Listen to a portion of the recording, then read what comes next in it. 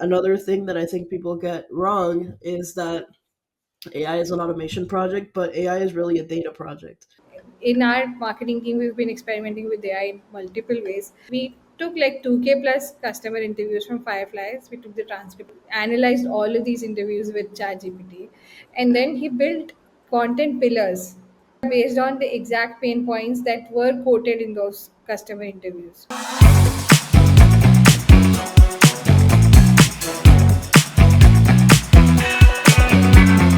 Hello, everybody, and welcome back to the AI Marketing Show presented by Mailmodo. My name is Isabella Bedoya, and today we have a very special guest. It's a very special episode as well. So we have Sabahet, who is in charge of marketing at Mailmodo, and together, both of us have really been working on creating this whole show, bringing all the guests and everything. So I'm excited to have you on the show and to really chat about all the behind the scenes. Um, just to kind of kick us off and get us started, can you share a little bit more about your background and what you do at Milmodo? So, first of all, hi Isabella. I hope you're doing great, and thank you for such a cool introduction. And yeah, I think this episode is going to be really special because we'll finally get to talk about what all you do in AI marketing, and I know that's a lot. And we also talk about the BTS of this entire show, which we've already done once before. So I'm pretty sure it's going to be cool, right? Um, as for me, I am a part of the marketing team at Mailmodo. Uh, and I've been here for 3 years now, and I do a lot of stuff. And right now, we are more focusing on brand initiatives and like product marketing. So yeah, that's what I'm focusing on. As for AI, I think because when we were having a discussion before this call, we wanted to know how we transitioned into AI marketing. I think currently everything is AI marketing, right? There is no marketing without AI anymore. So even if somebody is not really using AI agents or really heavyweight tools, even kids are using ChatGPT. So just like digital marketing has become an obsolete term, as per me, AI marketing is also sort of like an obsolete term because all marketing will have some part of AI. So yeah, that's about me, I guess. And at this point, I would also like to sort of ask the same question to you because I know your transition has been amazing. You have been a private chef, then you were like I think a D2C founder at some point, and then you got into marketing, and then AI thing happened, and then you took to it very quickly. So that's a very interesting story, and I would like you to like tell it to all our audiences, I guess. Sure, absolutely. So my first like social media marketing up realization was back in like 2015. I had graduated college and I couldn't find a job. I like applied everywhere, and I posted in a Facebook group. It was my mom's idea, actually. Excuse me. It was my mom's idea. So I posted in a Facebook group that I was selling like a homemade like pesto sauce, for example, and it kind of took off. I didn't really know anything about business or marketing, and within that day, I had a bunch of orders. I had to go deliver the next day, and I included delivery as part of the thing, and um, it was really crazy because that I was like super in a really bad financial situation. So I had to borrow like $20 to buy the containers for my mom. And I go and I buy the containers, all of that. And then the next day, as I'm delivering it, everybody's asking me like, "Do you do meal plans? Do you do catering? Do you do this?" And I'm like, "Yes, yes, yes." I run back home, write up the menus, and send them off. And that was my first like experience of like how social media can really generate revenue. So after that, I became a private chef for a few years, and then I realized it was actually after a car accident. I was in a car accident, and it was one of those things where it was just like I have to kind of start thinking about a different career path, because it was going to be really hard for me to continue working in the space. With I had a back injury that came out of that. Um, so then I thought, let me figure out how everyone's making money online. Let me figure that out. So I went on a whole journey for that. And then that landed me some roles in like digital marketing, influencer marketing. And then eventually I went off on my own. And then around that time, that's when I got into AI. Before it was popular or anything, I was already like experimenting with AI tools. And then ChatGPT broke the internet, and then I went all in because I was just like, "This is it. This is the moment. This is the moment that we've all been waiting for." And yeah, it's been an interesting journey since then. I think you could have a really nice autobiography and it will be very, very inspirational with Thank you. like so many amazing things that have happened already, ups and downs, and then you kind of bounce back all the time. So that was very interesting to hear. Every time I hear this story, I go back like a little bit inspired, and I'm sure that's gonna happen to our audience as well. Thank And you. that kind of brings me back to how we found each other and how this entire thing happened. So I think I would like to tell a little story. I had been following you even before we thought of the AI marketing show. Because as you know, when ChatGPT sort of kind of landed on our head, everybody was just scrambling and trying to learn what is it. And it did look scary. Like, let's not lie over here. A lot of us were really, earning money. And that was our skill that we could like whip up really good copy. And then here was this tool that was just doing it in like within a fraction of seconds. And it would also give you alternatives which you would ideally take hours to think about. You'd sit with a notebook and a paper. So that was very scary. And then uh, one fine day, I think one of your posts popped up. I think that had gone viral. I'm not sure which one was it. And then I went and checked out your profile, and you used to post prompts at that point of time. And then you had already started sort of educating people about AI, and those things were in like very simple language. And even at that point of time, your aim was to kind of like this is helpful. This is going to help us, and let's not get scared, and let's get educated. And I actually took a few of your prompts, so I had been following you for some time.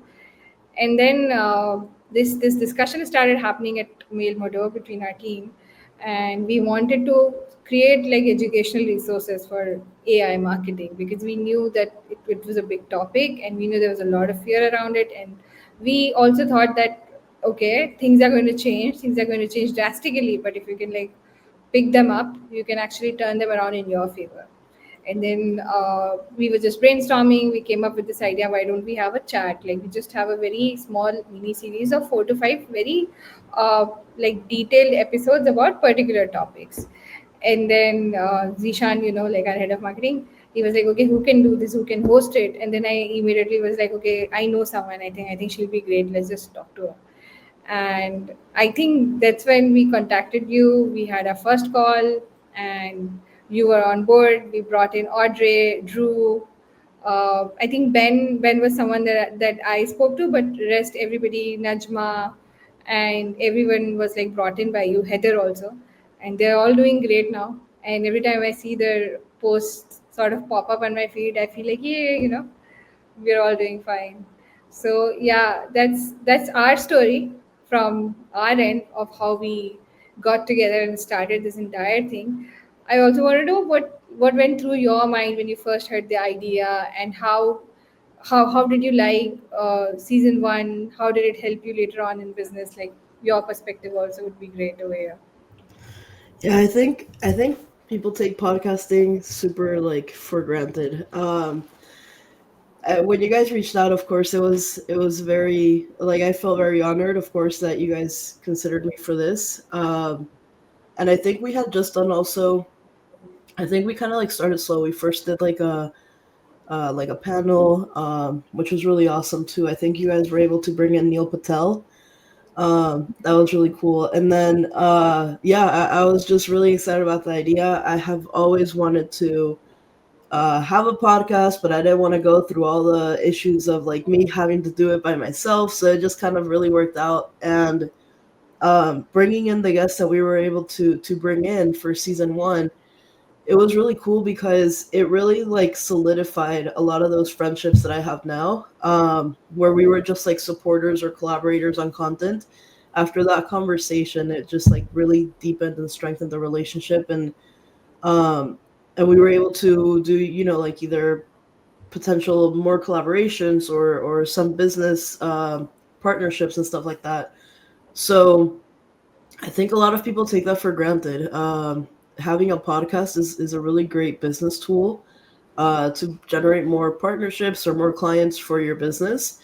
And even with this season now, I won't spill the secrets, but even with this season now, some of the guests that we have interviewed, they have been really inspiring and really impactful, and some of them are like SaaS founders, and just getting to know how they're building the tools and then utilizing the tools and having that direct connection, right? When Mm. you're with clients or whatever, and just saying like, oh, I can just ping the CEO of X, Y, and Z, and I'll be able to uh, answer you know whatever situation they're having. It's a really powerful tool.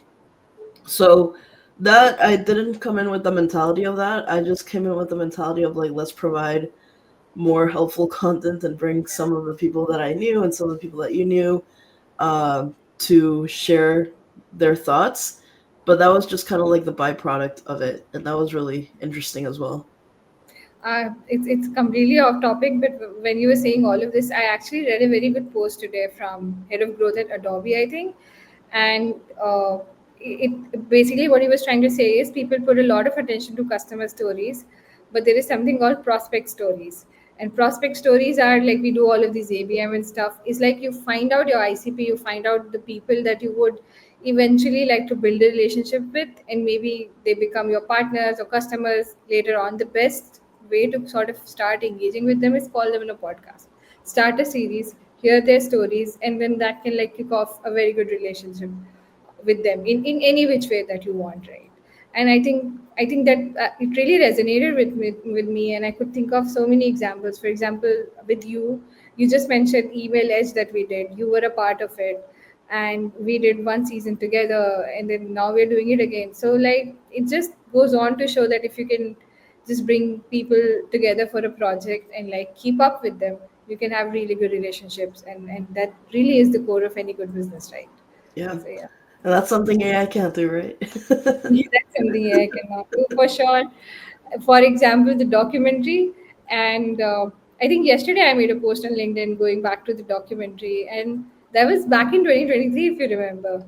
Yeah. And like AI tools were there, but they were not as advanced as they are right now. But we did so many. We took snippets from all the discussion that we had. We wrote a script. We did the voiceover completely with AI, even at that point of time. There was no notebook LM, and I think a little bit of we used some scenes from Runway as well, and then we kind of stitched it all together. And I honestly think now I think it was very cool because the fact that it was in 2023. So can you like go back to that time and just sort of remember the moment when we said, okay, you know what, we've got a podcast, but what about we turn this into a documentary? Like, what did you feel, and how did you think it all went? That was really cool. Yeah, that was really cool because we were like pretty much the first in the market to have something like that. And I don't think I haven't seen anyone else come up with a documentary, and it was so clever. The real lives of AI marketers. um, no, I absolutely loved it. I think that that was such a great idea, and I just haven't seen enough people doing that. I really think that those kinds of discussions where you're kind of just asking everybody what is their like number one tip, that is what becomes super valuable, and that also is what makes um this content, just from going from content to like, when I watch this, I'm going to learn a little bit more, learn how these people are using it, but then I'm actually going to walk away with an actionable insight. It's crazy. Yeah, that was that was a really cool project. I love the trailer. The trailer, you guys did like such an awesome job with it. So good. That really made a splash at that point of time. And I just sometimes look at it and I'm like, wow, this looks so polished, you know. Yeah, it looks so good. Yeah. You guys did such an amazing job with that. Yeah. But yeah, the documentary was very interesting, and a lot of people were interested in that too. I think I really think anything that has to do with like AI right now is gonna bring a lot of people together, but then what will retain them, and which is what we did a really good job of as well, is keeping things simple. I've seen a lot of people that are teaching AI, but next thing you know, they go into like the technical stuff, and people don't like the average person can't really grasp that, and they don't really like as long as you know the basics, you don't really need to grasp the technicalities because there's that layer, like at least the way that I see it, you have the technical role, right? And then you have the implementation layer. And that implementation layer usually is just have a base understanding of how it works, but really your secret sauce is being that enabler of what these technologies can do for the business. And then the business owners, they have no idea what's going on. So that's the implementation layer or the enablement layer, probably you can call it. I think this sort of brings me back to one of those moments in one of the episodes that we're going to release, and I think by the time this episode comes out, people will know which episode I'm talking about. So it's like if you can, our guest said that if you can create a workflow with a pen and paper, you can go ahead and create an AI agent also. It Yes. is not that complicated, and a lot of times, like you said, since educators are like technical people or they are too deep into the subject, they become technical. They are not able to sort of impart the business layer or the presentation layer it that simply. And I think that gets confusing and that becomes a bit scary also. But you have been acing it. Like, you have been coaching people, you have so many master classes, you already have so many courses. And the funniest part is every time I get a reply from you, I'm like 90% of the time of the sure that it's an AI agent that you built for yourself.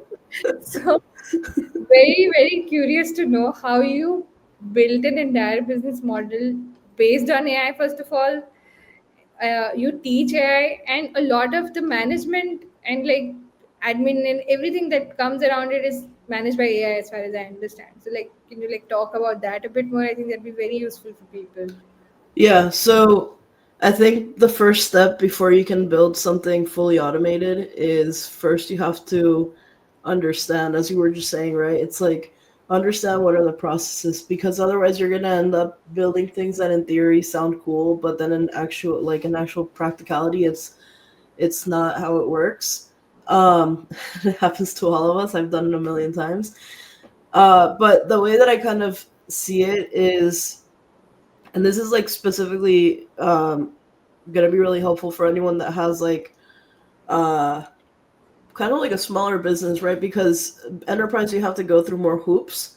But if you have like a smaller business, then the way that I kind of see it is you have a traffic source, and that's true for every business. Doesn't matter the size. You have a traffic source, whether it's ads, podcasts, blogs, whatever, right? And from there, you have usually the ideal thing to do is to convert that traffic into clients. So that's like step two. And then the third thing is retention and customer success. So then that is step three. So if you think about it, you have marketing, sales, and operations. And if you can map those out for your specific business, doesn't matter the size, but just map out your processes. Start with whatever is the lowest hanging fruit, just to have proof of concept and to gain that confidence that it works, and then start building out the rest. Because if you say I'm going to automate my whole entire marketing department and start at the very, very top, it's going to be maybe a 6 month project, and then you're going to say like this is a waste of time, and whoever's in charge of the budget is going to want to try to kill it. So you just have to start from there. And that's kind of what I did 2 years ago. I got involved with AI voice agents. I just kind of saw this opportunity, and I completely ran with it. I saw like AI voice agents sound like humans, so they can um, they can really replace a lot of like the level one customer service and sales reps. And yeah, I spent the last 2 years like really building that. Um, right now that I'm like rebuilding my business from scratch, basically, I had to go through the manual setup first before I could add AI, and I did that on purpose so I could have my full structure of like how are people coming through, and it was tedious coming up with all of that. but now I have everything, so it's easier to add AI. And another thing that I think people get wrong is that AI is an automation project, but AI is really a data project. You have to have your data in place, right? So, as an example, excuse me, as an example, in the past like 3 years or something, I've made like a lot of courses. I've recorded a lot of courses and all of that. Probably at least like 15 courses. So if I want to build a chatbot that's trained on all this information, the first thing that I did was I used Go High Level as my CRM or as my course management. So I grabbed all of my courses from Go High Level. I uploaded them into Loom because in Loom, you have the transcription. When you upload a video, you have the transcription. So you don't have to pay extra for every single video. And then I grabbed all the transcriptions and I built a database inside of Notion. So now building a chatbot or building an agent or whatever for customer support is so much easier because now I have all the data stored in one place, organized, library. I know where everything lives, and that was a big overhaul. Right? So I think a lot of people skip that whole thing that I just talked about, and they just go straight to I have a video. Let's create a chatbot for that, or let's create a customer support voice agent or whatever. But it's like that's gonna break. And also, when you have a lot of that information, you have to know: are you doing what's called like multi agents, where you're doing like handoff from agent to agent, or are you just doing one agent that knows everything? Depends on how much information you have. So yeah, it just goes back to the basics, right? Understanding what is your data, and then figuring out what can you automate. And the way that I think about that again is just what is the lowest hanging fruit and what can provide the best ROI. And in this scenario, when I did the courses, the best ROI there is retention for the people that are actually buying the community or whatever, because now they don't have to rely on just me. They have AI that they can speak to. That is actually, it just gave me a lot of ideas and also like reminded me of so many use cases that we're also doing. But there was a quote that I read somewhere. I don't remember that I'm quoting it correctly, but it was something like you cannot automate what you already don't know, Yeah. right? So AI or any kind of tool is not a solution to things that you cannot figure out. You've got to figure it out first, practice it like on your own, and then when you automate it, not only will it be impactful, you will be able to like optimize it also later on. Otherwise, if you get stuck somewhere, you're stuck forever, right? Yeah. So it makes no sense. And also this amazing use case about using the entire data of basically in creating AI chatbots. Actually, recently in our marketing team, we've been experimenting with AI in multiple ways. One of our team member, like he's basically the content marketing manager, Mashkur. We took like 2K plus customer interviews from Fireflies. We took the transcript, like you said. What he did was he kind of analyzed all of these interviews with ChatGPT, and then he built content pillars which are based on the exact pain points that were quoted in those customer interviews, because we are also trying our best to like now get featured on LLMs and all, now that SEO, what's happening there. so Yeah. so there was something that just sort of, imagine having 2K plus interviews and going through them one by one. You couldn't do all of that in, like, it would have taken months, right, without Yeah. AI.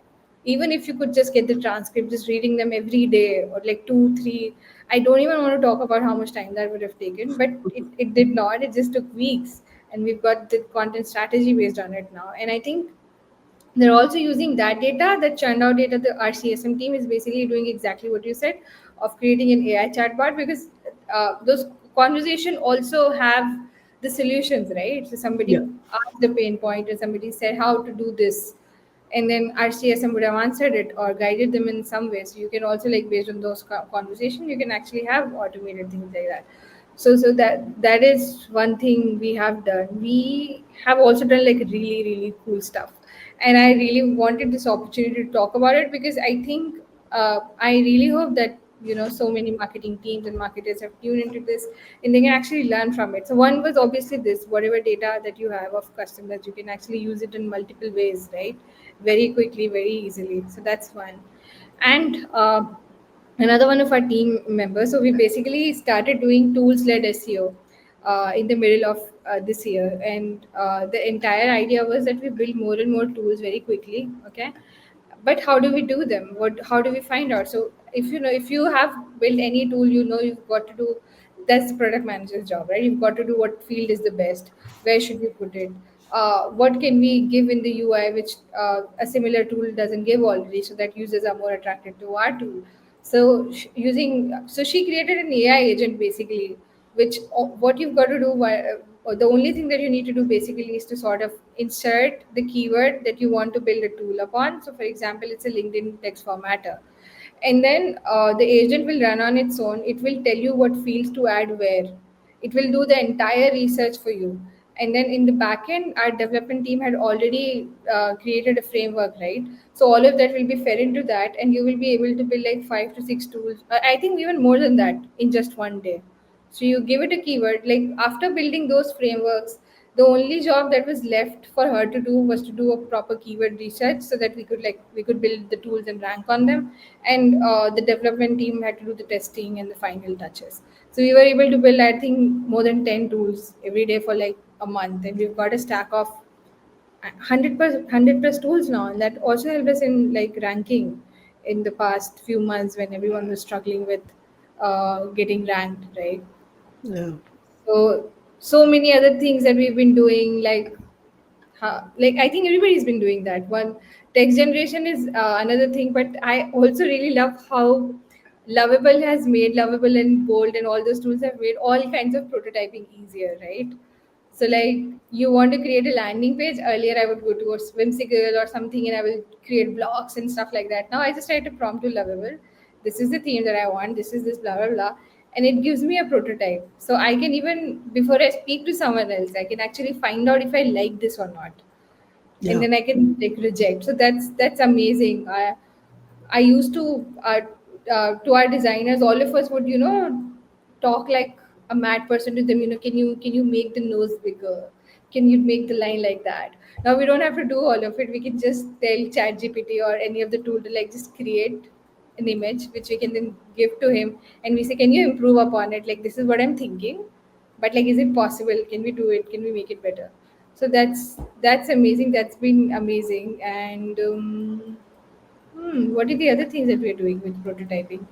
I actually, so yeah, sorry, I really want to bring this up. There was a video idea that I had, okay?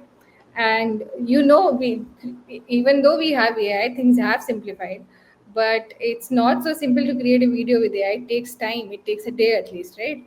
And I didn't want to spend that much time. So I actually put my video idea again on Lovable, and it created a scrollable landing page for me.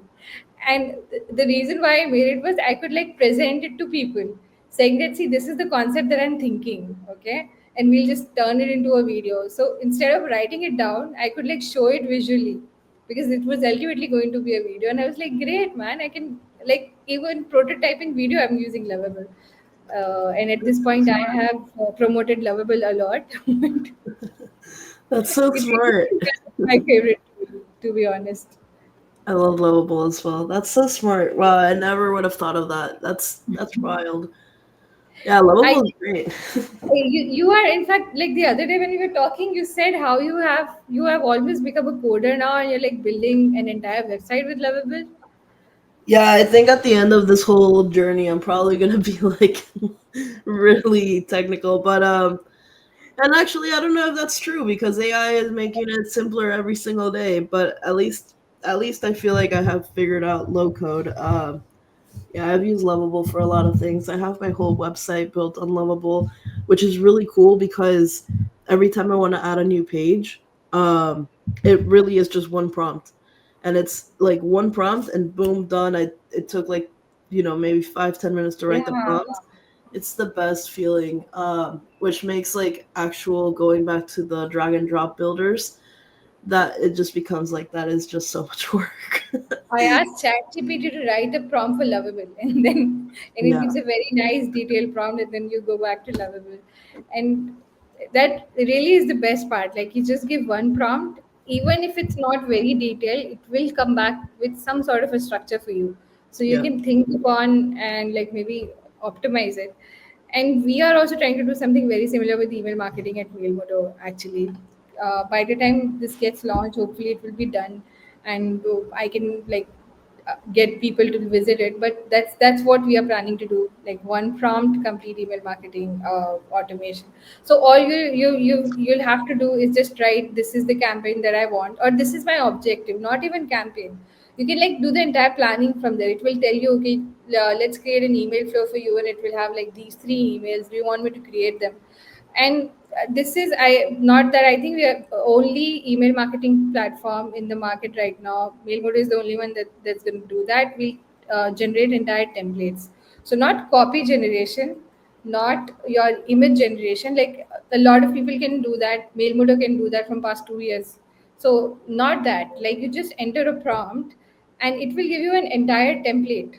So all you've got to do is change the colors, and if you don't like something, all of that. So like you said, no dragging and dropping. You get the entire structure. There, if you want to go and edit, you can do it, of course.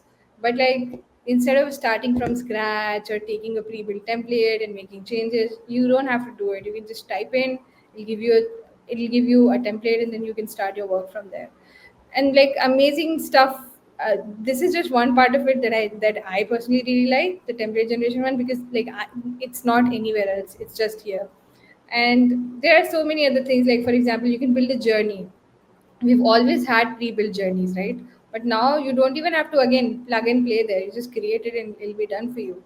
So this is going to be launched by mid October.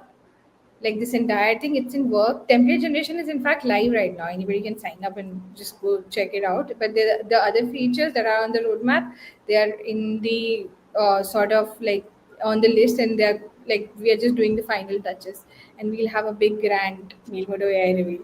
So we have great hopes from it. We have all tried it. It's amazing. And I think, like how excited I was to talk about Lovable right now. I just do this, I just do that. I'm pretty sure that in a month or two, me and other people will be excited. Anybody who's into emails will be like, I just did this and I just did that. That's the kind of impact we are hoping to have with Mailmodo AI. Yeah, Yeah. that's really cool. That's really really cool. Yeah, it seems like there's another tool, not what you guys do, but it's Lindy. I don't know if Okay. you've heard of Lindy. It's basically like you prompt. It's like a lovable for agents. So you prompt Oh, it, and then it creates your workflow. It's so cool. which one? Which one? I want to try. Lindy AI. Okay. Yeah, you just write a prompt, and then it automatically creates your workflow. It's so cool. That is really cool, man. So, like, amazing things you can do with AI now. There is literally no limit. And I think that is the best part. It is scary, but if you're a creative person, and by creative I do not mean someone who just reads and paints or like those kind of creative. Even if you have a lot of entrepreneurial ideas in your head, now is the best time, right? Yeah. Like you can just build products so easily, and then you can build the growth engines to grow that product so easily, be it social media channels, be it your emails. You can do all of that, and you can automate the CS part, at least a bit of it. You cannot do it entirely, but so many things. Like it's possible to dream with AI, I guess. And not everybody knew like a Premiere Pro earlier, After Effects earlier, or even say Figma earlier. But now you don't have to know. Like, Yeah. and if you can prompt properly, you can like build anything that you want. So it really is the best time to be a creator. The volume is crazy, but if your brain is also equally crazier, it's going to be amazing for you. And I think you're the best example for that, and which Thank is you. why I think I really want you to sort of give your top tips to all the marketers and entrepreneurs who are tuned into our show. Yeah, I do think that AI is excuse me. Um I do think that AI is the future. And it's not even the future, it's already here. And I do see how every day there's more tools that are making it more easier and easier and easier to get started. I think the best thing for anyone that's trying to figure out how to get started with AI or anything like that, it's really just like it's really just be curious. Like, have that curiosity to open up the tool. It's not going to self destruct if you like type in the wrong thing, you know. Um, and it really is just like it's a very, you know, it's pretty much like hitting buttons. At least that's how it felt for me when I was starting. I was just hitting buttons all around, seeing what everything did, and that natural curiosity just like led me down a rabbit hole of really understanding where I can use it. Um, I've also noticed that everybody has like an aha moment. People that have never used AI, all of a sudden they try it for something that they would normally spend hours doing, and all of a sudden they're like, "Oh my gosh, like that was crazy!" And that moment is what usually kicks it off for people to then go down the rabbit hole. So if you haven't had that moment, you haven't spent enough time yet, or used it to do something that normally would take you a long time. And I had that. I've been teaching people AI for so long that I've seen it in other people as well. And yeah, it's just have the curiosity. There are some things like, you know, be aware of like the data privacy issues and compliance and things like that.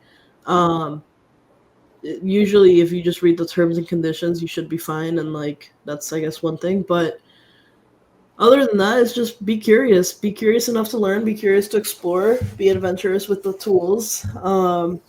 When you have a thought or an idea, go to Perplexity or go to ChatGPT or Google and say, you know, for example, I need to create a Facebook ad. Type it into any of these AI tools. How can I create a Facebook ad with AI? And then see what tools pop up. And then just start playing around from there. But yeah, it's not going anywhere. It's only getting stronger and faster. Um, and I guess one last thing on that, there is that whole belief of like AI is going to replace humans, right?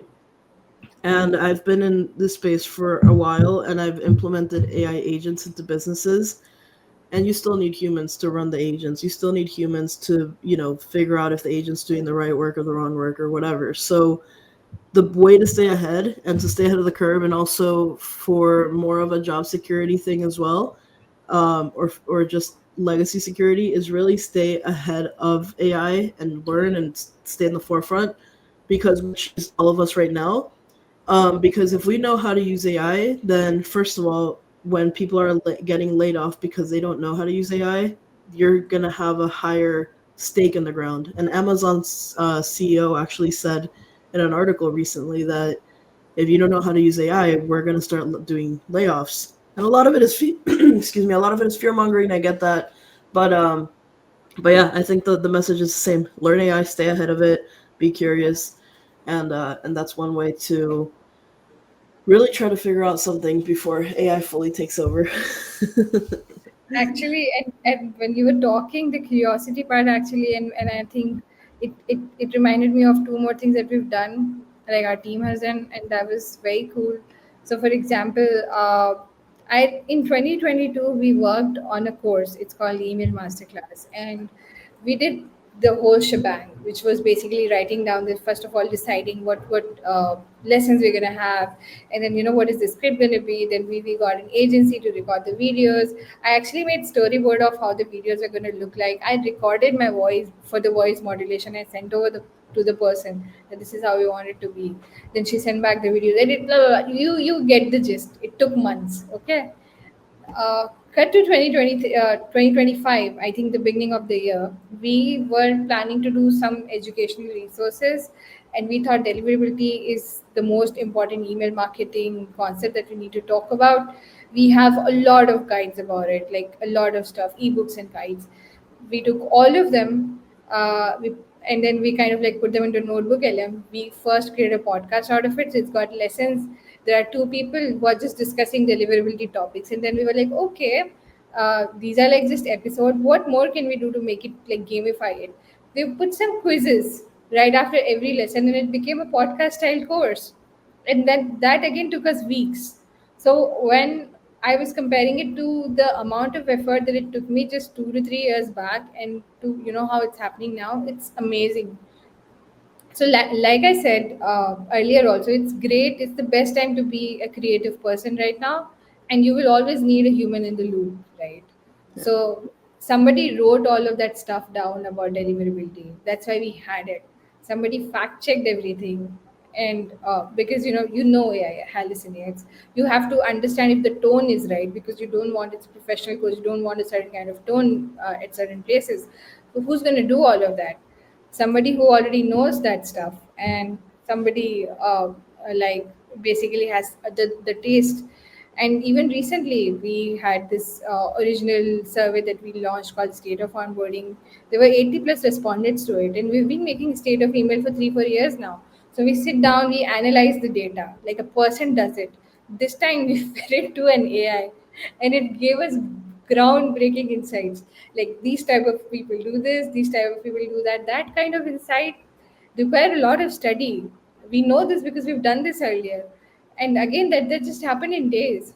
And we were able to pull off an original like research report in like 4 to 5 weeks, which is great. It's not easy. It's not possible. Also, we've done it, and we have a lean team. It's not like we have a group of analysts working on analyzing the data. So yeah, so I have been like whatever we've been saying from season one, AI is an ally if you know how to use it properly. And I think people, there are so many people that you can learn from on the internet. Internet is a great place. I love internet. That's where we found you also. They can learn from you. Everybody who were our guest on season one, everybody who's our guest in this season, you can just follow them, and like once a week you can get something. There's so many newsletters, and none of it is rocket science. I always say this to my nephew, that only rocket science is rocket science. Everything is just figure outable. You don't have to worry about it if you're curious, like you said, and if you just love having fun around with tools, you've got it, and you'll be fine. Yeah. Yeah, absolutely. I think you're right on that. And also from the speakers that we did interview, this for this season, and even for last season, but yeah, everybody is always posting so much valuable content. It's amazing. And I think that that's part of one of the things, right, that we usually look for in speakers is like not just people that are promoting tools and offers, but people that are adding value to the Yeah. space. So I'm excited. I'm excited for the new season. I'm excited for all the episodes to roll out and for everyone that's watching it to be to tune Yeah. in, and hopefully they'll learn something.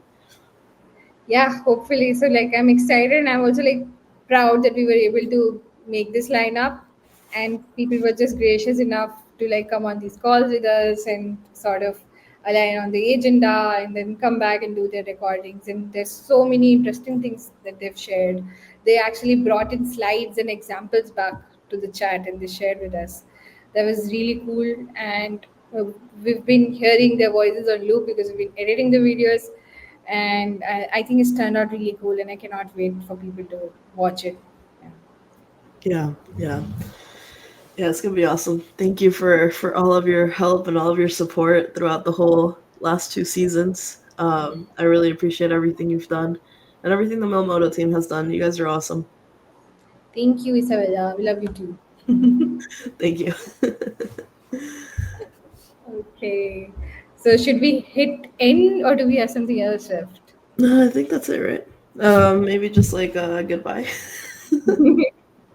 I'll just say goodbye to everyone. Okay. um, so thank you guys again for tuning in. This is the last episode, so thank you for watching, and we'll see you in season 3, maybe.